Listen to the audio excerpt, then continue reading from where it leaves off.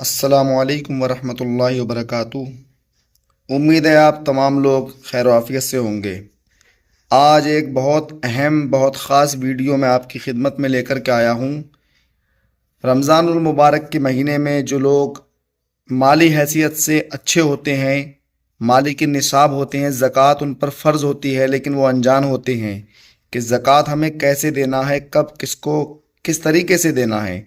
तो ये मुफ्ती सलमान नज़री साहब की एक बहुत अच्छी और बहुत कामयाब वीडियो मैं आप लोगों के सामने लेकर के आया हूँ। इसको देखें और गौर से इसके हर एक पॉइंट पर जो है आप गौर करें, सुने और इसको सवाब की नीयत से आगे शेयर भी करें। कुछ सवालात हैं मामूल के मुताबिक, आज भी उनके जवाबात पेश करने की कोशिश कर रहा हूँ। आज का ये टॉपिक था ज़कात के मुतालिक। तो पहला सवाल ये किया गया है, ज़कात किन पर वाजिब है। जाहिर सी बात है, ये सबसे पहले मालूमात होने ज़रूरी हैं। ज़कात मालिक निसाब पर, आकिल बालिग मालिक निसाब हो। मालिक निसाब किसे कहते हैं? मालिक निसाब जो है, शरीयत ने एक लिमिट मुकर्रर की है माल में। सोना, चांदी, माल, पैसे, इतने लिमिट का जिसके पास माल होगा उसको मालिक निसाब कहते हैं। वो लिमिट क्या है? सोने में 7.5 तोला, चांदी में 52.5 तोला, और पैसों में इनमें से कोई एक की कीमत, यानी 52.5 तोला चांदी की कीमत का भी अगर कोई मालिक है, जैसे आज मार्केट में 52.5 तोला चांदी की कीमत, एग्जैक्ट तो मैं नहीं बता सकता, जो रेट चल रहा होगा रोज़ अलग अलग होता है। 25,000 अगर फॉर एग्ज़ाम्पल, तो 25,000 कीमत है उसके पास, 52.5 तोला चांदी की कीमत है। सेविंग, इनकम की बात नहीं है, सेविंग बची हुई है, और उस पर साल गुजर गया तो वो मालिक निसाब हुआ, उस पर ज़कात वाजिब हो गई। बात समझ में आ गई? अब कुछ लोग यहाँ पर कन्फ्यूज़न के शिकार हैं कि किसी ने कहा कि मेरे पास 5 तोले सोना है, 7.5 तो नहीं है, 2 तोले चांदी है, 52.5 तोला भी नहीं। मेरे अजीज़ों, यहाँ पर अगर ऐसी सिचुएशन है तो दोनों निसाबों को मिला करके देखा जाएगा। जैसे 2 तोला सोना और 2 तोला चांदी को मिलाने पर 52.5 तोला चांदी आ सकती है कि नहीं आ सकती? 52.5 तोला चांदी की कीमत हो जाएगी। अगर कोई एक भी निसाब पूरा हो गया तो मालिक निसाब है। ज़रूरी नहीं कि 7.5 तोला सोना होना चाहिए। हाँ, ये कब? जब उसके पास पैसा भी नहीं, चांदी भी नहीं, खाली सोना है, तो देखा जाएगा जब तक 7.5 तोला नहीं होता तब तक वो मालिक निसाब नहीं है। ये शरीयत की छूट है।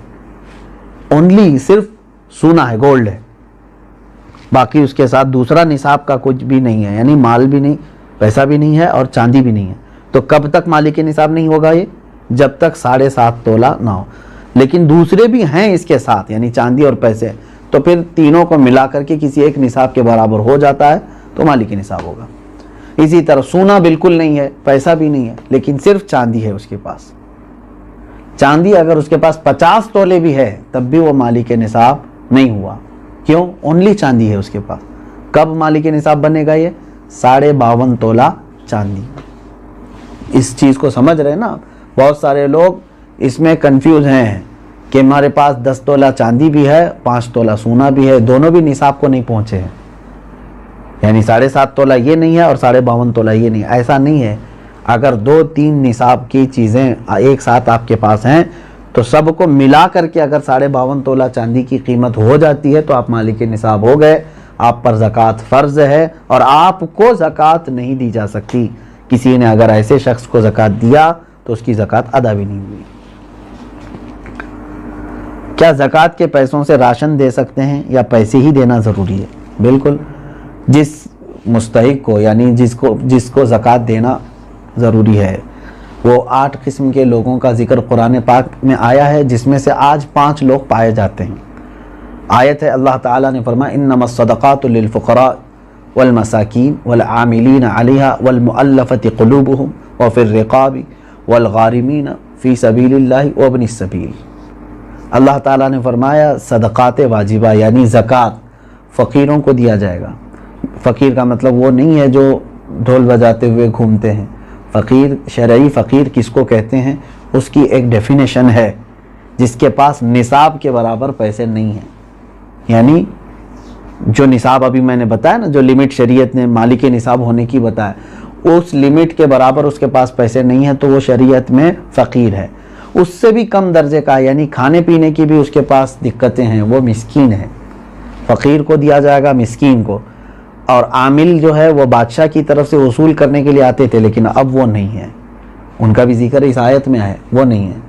वल मुअल्लफ़ति क़ुलूबुहुम, पहले ऐसा था कि कुफ़ार और मुशरिकीन को भी उनका दिल रखने के लिए, इस्लाम की तरफ रग़बत उनको बढ़ाने के लिए ज़कात दी जाती थी, लेकिन वो हुक्म अब ख़त्म हो गया, मनसूख हो गया, ये भी इस आयत से निकल गए। वो फिर रिक़ाब, और गर्दन आज़ाद करने के लिए, यानी कोई ग़ुलामी की ज़ंजीरों में जकड़ा हुआ है, आप ज़कात का माल दे करके उस ग़ुलाम को आज़ाद करा सकते थे। आपने ये पूरा वीडियो देखा और समझा ज़कात के मसले पर कितनी बारीकी से मुफ्ती साहब ने जो है वजाहत फरमाई है। तो इस वीडियो को बहुत जल्द और जितना हो सके शेयर करें सवाब की नीयत से, और इस पर ख़ुद भी अगर आप साहिब निसाब हैं तो ज़कात देने की कोशिश करें।